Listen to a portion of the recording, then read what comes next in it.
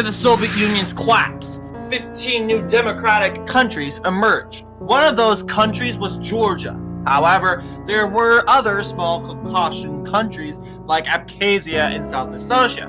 These regions are technically a part of Georgia, but they declare themselves independent, and many separatist movements began in the country. Then there were the Russians, who had strong feelings towards the Abkhazians, and they decided to step in. As the Georgians began taking down these protests by their military, Russia finally intervened and invaded. The war originally took place in South Ossetia on August 8, 2008. The Russians have been fighting Georgian encirclements and eventually took them all out. The Georgians were falling weak in South Ossetia.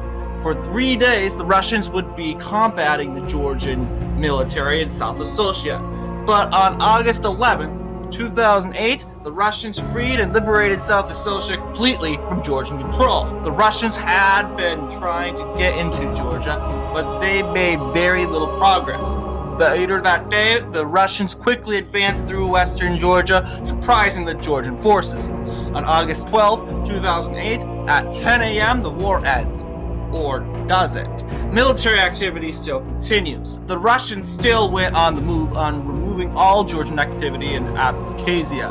On the 13th, the Russians broke through Georgian lines and continued to rush into Georgia. Tbilisi was bombed by the Russian Air Force, and by that time, all military activity had ended and Georgia surrendered.